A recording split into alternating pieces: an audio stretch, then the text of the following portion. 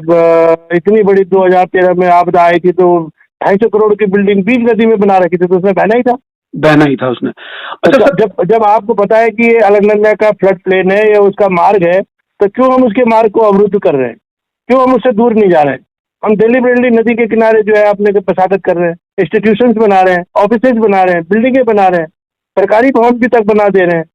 आप देहरादून में देखिए, आप जितनी भी आपकी सरकारी भवन है, चाहे आईटी पार्क से लेके और आपका विधानसभा से लेके और जितने भी संस्थान है, सारे संस्थान जो है ज्यादातर पुराने तो छोड़िए, लेकिन जो नए संस्थान बने हुए सारे नदी के किनारे बने हुए, लाए तो लबालब रहते थे बारिश में जी। और मुझे लगता है कि कई सालों बाद हमें वो चौमासे का वो नज़ारा नजर आ रहा है जो पहले हुआ करता था। बीच में ये सिनेरियो गायब हो गया था। हम लोग कहने लग गए थे कि भाई चौमासा शब्द जो है अब हटा देना चाहिए डिक्शनरी से, क्योंकि अब वो 4 मास नहीं है बारिश के जो पहले हुआ करते थे। लेकिन शायद इस बार पहली बार प्रकृति में अपना वो साइकिल दोबारा से दोहराया है जी। कि जिसको हम कहने के लिए मतलब आतुर थे कि हमारा जो चौमासा है वो चौमासा शुरू हो गया है। हेलो, गुड मॉर्निंग सर, कैसे हैं आप? मैं ठीक हूँ सर। मुझे जानना है कि जो इसमें उत्तराखंड या हिमाचल या जो हमारे पहाड़ी क्षेत्र में जबरदस्त बारिश हो रही है, इससे हमारे पहाड़ी क्षेत्रों के भूभाग में क्या असर पड़ता है ऐसी बारिश से? देखिए कि जो मौसम है, बरसात का मौसम है, और आप जानते हैं कि जो हमारी धरती है, जैसे ही पानी पड़ता है तो वो धीरे धीरे करके पानी जमीन के अंदर रिसता है। तो कुछ दिनों तक तो जब तक धरती संतृप्त ना हो जाए तब तक उसका कोई ऐसा इम्पैक्ट नहीं होता, लेकिन जैसे ही जमीन, मिट्टी या चट्टान ओवर सैचुरेटेड होगा, अति मतलब जब पानी की मात्रा जब अत्यधिक हो जाएगी जी। तो जो सॉइल की और उसकी जो आपसी जो उनकी बॉन्डिंग होती है, उसको हम बोलते हैं कोहेसिव फोर्स अपनी भाषा में, भूविज्ञान की भाषा में। तो ये जो आपसी जो एक दूसरे के प्रति उनका जो आपस में बंधन होता है वो पानी के कारण अलग हो जाता है, और धीरे धीरे करके ये जो मलबा है या ये जो मिट्टी है, ये जो सॉइल है, ये जो पहाड़ी ढालों पर है, तो गुरुत्वाकर्षण के कारण नीचे को सरकने लग जाता है। इसी प्रक्रिया को अगर अब बहुत तीव्र गति से होता है तो हम उसको कहते हैं कि वे बड़े फास्ट भूस्खलन हो रहे हैं, है ना। तो ये एक प्राकृतिक प्रक्रिया है जो हिमालय और जो पृथ्वी का जो उठा हुआ भाग होता है, जैसे हमारे उत्तराखंड है, हिमालयन जितने भी हमारे स्टेट्स हैं, इन सब में ये घटनाएं आपको आए दिन देखने को मिलती है। अच्छा सर, मुझे जानना है कि जब इस तरह की मौसम हालात होते हैं तो सरकार को क्या तैयारियां करनी चाहिए, उसके क्या समाधान होने चाहिए?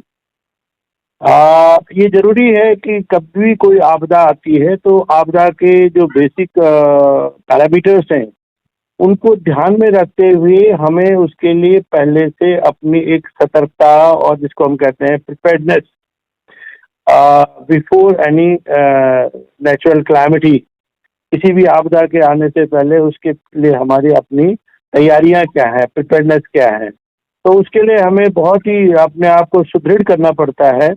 जैसे कि हम कहते हैं कि भाई हमारे पास अपनी फोर्स तैयार है, SDRF, NDRF, और इस तरह से हम कहते हैं कि हमारे हेल्थ सेक्टर में जो है डॉक्टर्स तैयार हैं। हमारे पास जो है कैंपिंग के लिए अगर कोई इमरजेंसी में किसी को शिफ्ट करना पड़े तो वो कैंपिंग स्पेस हमारे पास अवेलेबल है कि नहीं। फिर दूसरी बात ये है कि हमारे पास जो फूड है, इमरजेंसी उनके लिए राशन है, सप्लाई है, ये इसका ओवर स्टॉक क्षेत्र में ऑलरेडी हो जाना चाहिए।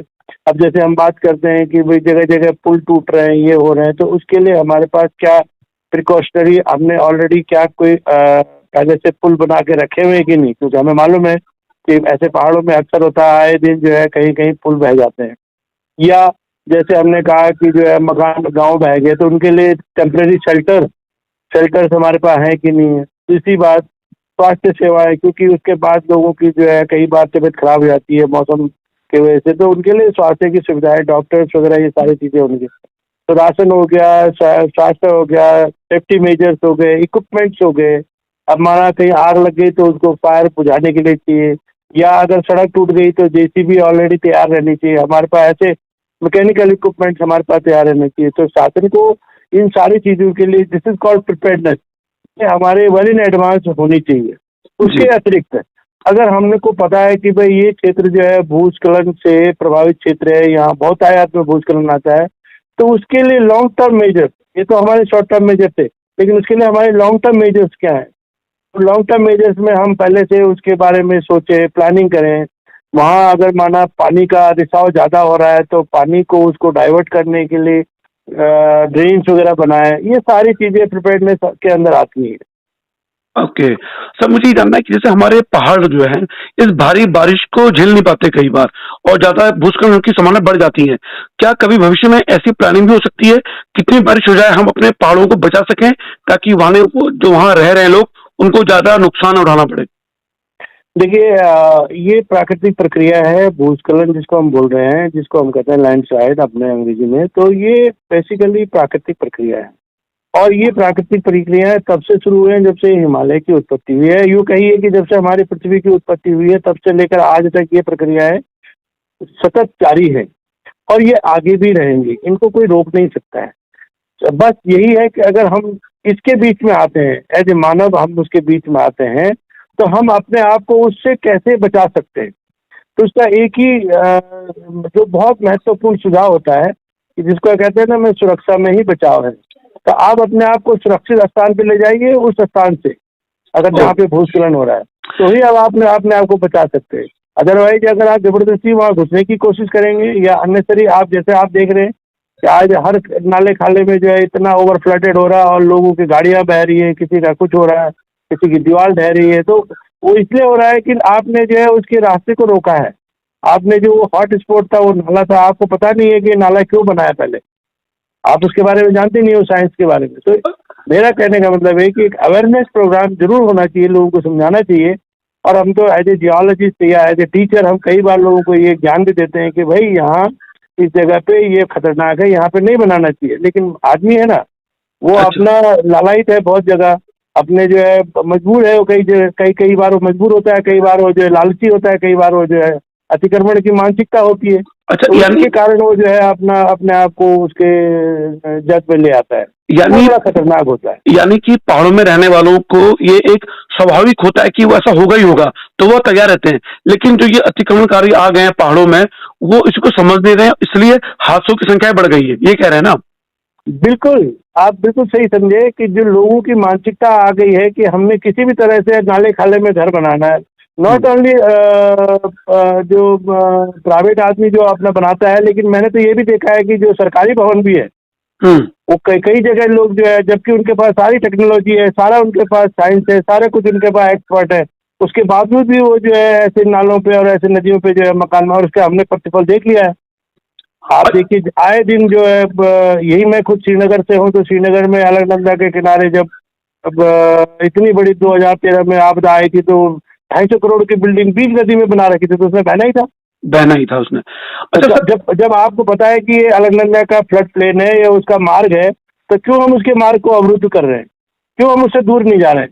हम डेलीबरेटली नदी के किनारे जो है अपने प्रसादत कर रहे हैं, इंस्टीट्यूशंस बना रहे हैं, ऑफिसेज बना रहे हैं, बिल्डिंगें बना रहे हैं, सरकारी भवन भी तक बना दे रहे हैं।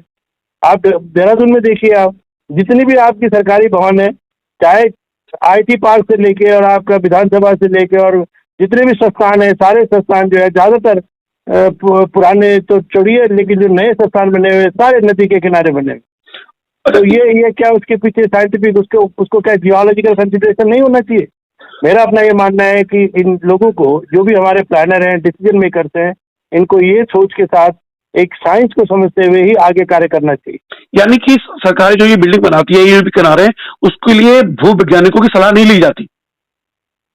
अब मुझे नहीं मालूम ली जाती है कि नहीं ली जाती है, लेकिन लेना चाहिए। मेरे कहना मतलब बिना उनकी राय मशविरे के ये काम नहीं होना चाहिए, नहीं होना चाहिए। अच्छा सर, जैसे ये बहुत बारिश हो रही है केदारनाथ की तरफ, जोशीमठ में जो आपदा आई थी, बिल्कुल धड़क रहे थे लोग, वहां प्लान करना पड़ा बेचारों को, इतने साल से रह रहे थे। तो इस भारी बारिश से इस मौसम में उस जोशीमठ को कितना नुकसान पहुंच सकता है? अब देखिए, मैं तो विगत एक हफ्ते से, जिस दिन से 8 तारीख से बारिशें शुरू हुई, मैं सिर्फ इसी बात के लिए चिंतित हूँ क्योंकि मैं जोशीमठ के ऊपर मेरा बहुत सीरियस कंसर्न रहा है। 1985 ऑनवर्ड मैं लगातार उस एरिया में काम करता रहा हूँ, और मैं वहाँ की भूगर्भीय स्थिति को बहुत भली भांति समझता हूँ। और हाल ही में जो वहाँ के जो घटनाएं हुई हैं, उससे भी मैं आए दिन उसको मॉनिटर कर रहा हूँ। वहाँ पे जो भवन बन गए, अतिक्रमण हो गया, इतने 7-7 मंजिले भवन बन गए, ऐसे ऐसे मकान बन गए कि जिनके ऊपर लिफ्ट लगे हुए, और नीचे आप देख नहीं रहे हो कि उसका जो फाउंडेशन है वो एक बोल्डर है, एक ट्रांसपोर्टेड बोल्डर है या लूज सॉइल है। अब उस सॉइल के नीचे से अगर माना पानी की परत जो बन रही है वो जो है अपने आप को नीचे खसका रही है उसको। देखिए, पानी हमेशा जो है एक एक्सेलरेटिंग फोर्स होता है किसी भी मास मूवमेंट के लिए, किसी भी भूस्खलन के लिए। सबसे पहला कारक कोई अगर होता है एक्सेलरेटिंग फोर्स, वो होता है पानी। दूसरा होता है भूकंप, तीसरा होता है हमारी मैकेनिकल वाइब्रेशंस।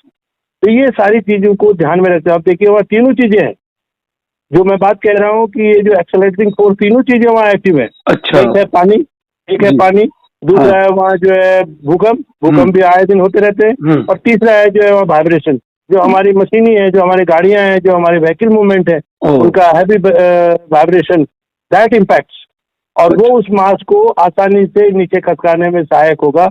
ये मेरा अपना मानना है। अच्छा जी। अच्छा सर, बस एक अंतिम सवाल पूछूंगा मैं आपसे। इस समय जो इतनी बरसात हो रही है, ये शायद पिछले 10 सालों में सबसे ज्यादा बारिश 13 के बाद अभी बारिश देखी जा रही है। तो इतनी ज्यादा बारिश का ये कारण क्या हो सकता है, और वास्तव में कितना बड़ा नुकसान हमारे उत्तराखंड की पहाड़ी इलाकों को हो सकता है इससे? नहीं, देखिए, ऐसा नहीं है कि बारिश से, जो आप कह रहे हो कि बारिश से बहुत ज्यादा हो रही, तो ये IMD के हमारे आपको सूचना आराम से दे सकते हैं, और उसका डेटा बता सकता है कि यस, जो बारिशें हैं इस बार कायदे से, मेरा तो अपना ये मानना है कि हम लोग पहाड़ में बोलते थे चौमासा जी, और हम जब छोटे थे तो हम देखते थे कि बिल्कुल एकदम 15 जून के बाद बारिश शुरू हो जाती थी, जुलाई तो लबालब रहते थे बारिश में जी। और मुझे लगता है कि कई सालों बाद हमें वो चौमासे का वो नज़ारा नजर आ रहा है जो पहले हुआ करता था। बीच में ये सिनेरियो गायब हो गया था। हम लोग कहने लग गए थे कि भाई चौमासा शब्द जो है हटा देना चाहिए डिक्शनरी से, क्योंकि अब वो 4 मास नहीं है बारिश के जो पहले हुआ करते थे। लेकिन शायद इस बार पहली बार प्रकृति में अपना वो साइकिल दोबारा से दोहराया है जी, कि जिसको हम कहने के लिए मतलब आतुर थे कि हमारा जो चौमासा है वो चौमासा शुरू हो गया है। ये रेंज ऐसी होनी चाहिए। जब तक इस तरह की रेंज नहीं होंगी तब तक हमारा जो प्राकृतिक साइकिल है वो भी नहीं बना रहेगा, और जो हमारी वनस्पति है, जो हमारे धान है। मैं पिछली बार गया था, जैसे मैं गया था आपका ये कुमाऊं क्षेत्र में, बागेश्वर साइड में, तो इस सीजन में गया था तो धान लगा रहे थे, लोगों के पास पानी नहीं था धान लगाने के लिए, और मैं और चीफ इंजीनियर जो है उत्तराखंड के दोनों जल निगम के इस बात के लिए परेशान थे कि कैसे इन लोगों को धान लगाने के लिए पानी की सुविधा कराई जाए, क्योंकि वहाँ सारी जो नदियां हैं वो रेन फेड स्ट्रीम से, पानी नहीं था, बरसात ही नहीं था, सब सूख गए थे खेत। और इस बार मैं देख रहा हूँ कि समय पे लोगों ने इतने सुंदर तरीके से धान लगाए हैं कि सारी खेती लहला रही है और सारे लोग खुश हैं। तो इसका मतलब ये है कि हम एक्चुअल चौमासे के उस सिनेरियो में है जो कभी जमाने में हुआ करता है। यानी कि मैं ये समझ पा रहा हूँ आपकी बातों से कि इस समय पहाड़ी इलाकों में जो बारिश है कोई स्वाभाविक प्रक्रिया है, लेकिन जो लैंडस्लाइड्स हो रहे हैं या नुकसान हो रहा है वो मानव निर्मित समस्याएं हैं, क्योंकि उन्होंने वहां ज्यादा अतिक्रमण कर दिया है। अगर ये अतिक्रमण नहीं होता तो लोग इस बारिश का बहुत आनंद ले रहे होते जो पहले लिया करते थे। बिल्कुल सही कहा आपने कि अगर माना मैंने नाले खाले में मकान नहीं बनाया होता और मैं अपने गांव की धार में होता तो कितना आनंद ले रहा होता उस बारिश का, आनंद ले रहा होता। लेकिन हमने वो धार छोड़ के जो है नीचे नदी के रफड़ में आ गए, सारी बसाखत जो है नदी किनारे हो गए। यात्रा रूट पे आप देखिए, जो किसी जमाने में चट्टी हुआ करती थी जिसको हम बोलते थे चट्टी, यात्रा रूट की चट्टिया, तो that Chatti become city now.